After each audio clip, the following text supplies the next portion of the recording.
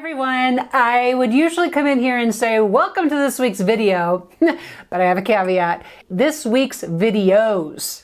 Trying to make that plural. Did you catch that? Yeah, there's more than one video this week. Why do I have more than one video this week? Well, you know, more is better, right? Maybe? Okay.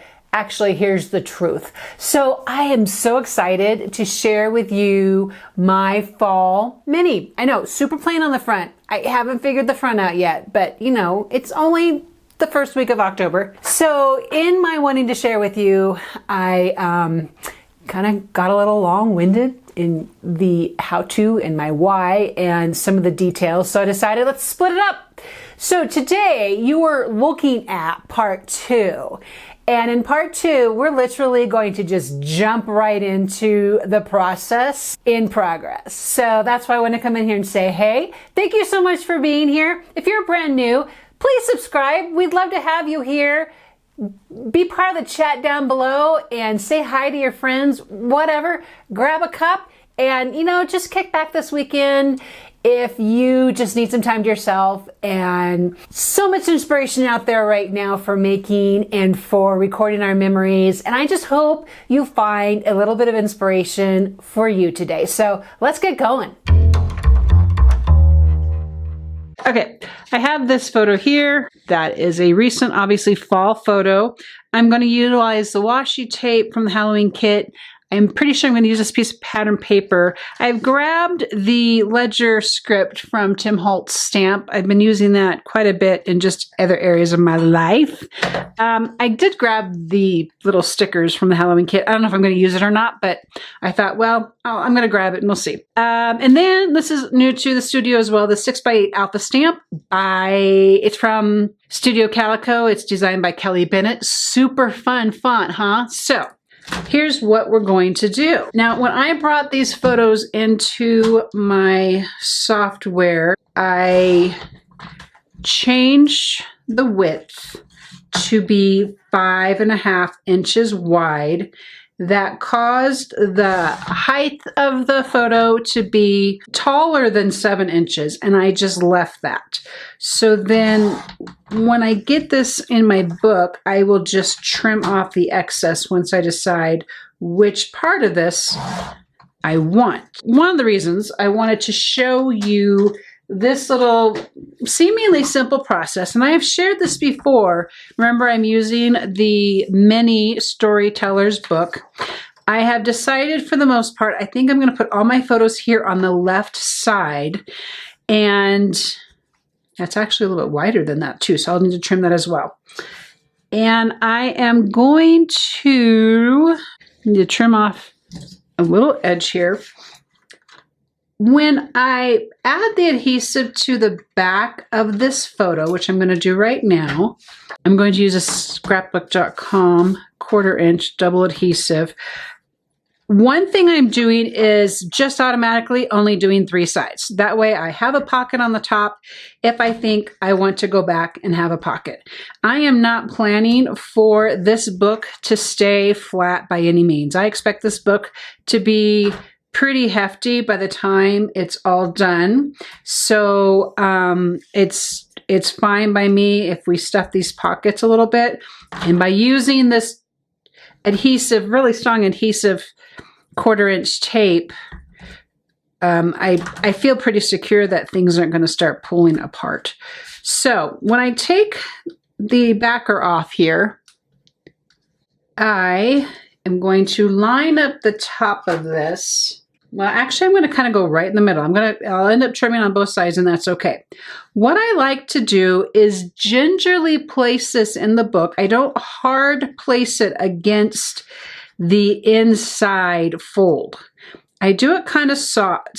I don't know if soft's the right word. I do it gingerly. I just kind of hold it as well as I can and let the book push it out away from that middle seam so that my book still closes relatively well. I hope that made sense. So you can see there's a bit, maybe an 1/8 inch little gap there that the book naturally gave to that photo.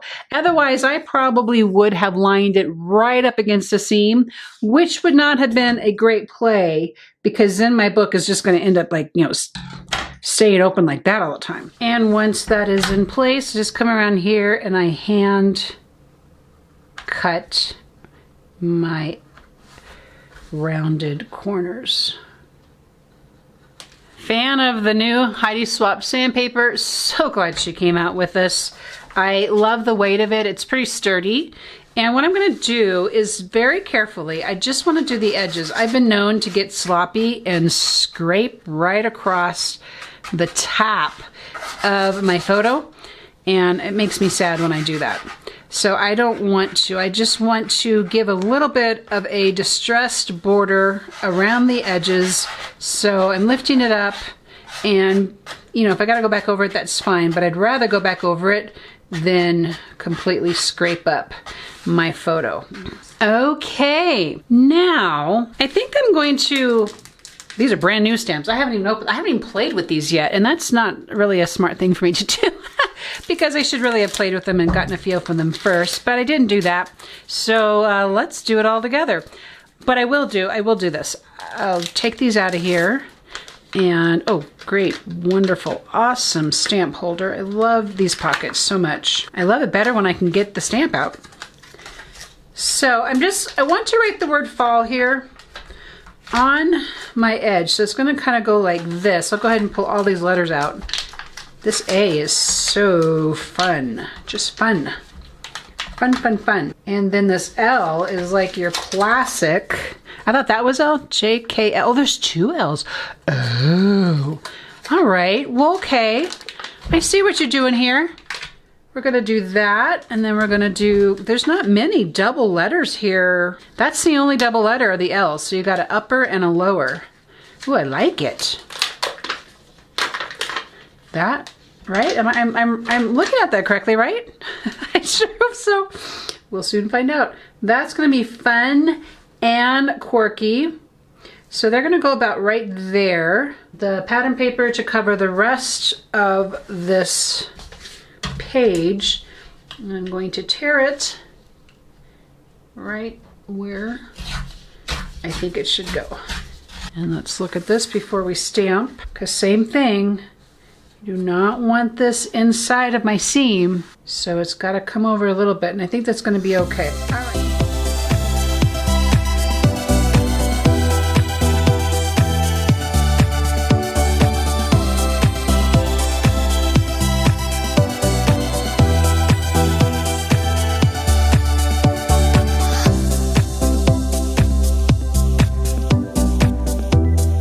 I'm just going to finish this up. This weathered wood, I'm finding it's a great match for this gray. I know it looks kind of blue there, but I'm going to see what I think. Hopefully we don't mess this up, right? Let me test it right here.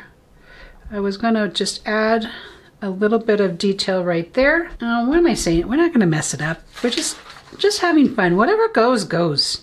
I'm really trying to learn that in my life. It's like, stop working so hard to attain some sort of perfection and just enjoy and have fun and make mistakes and see what happens.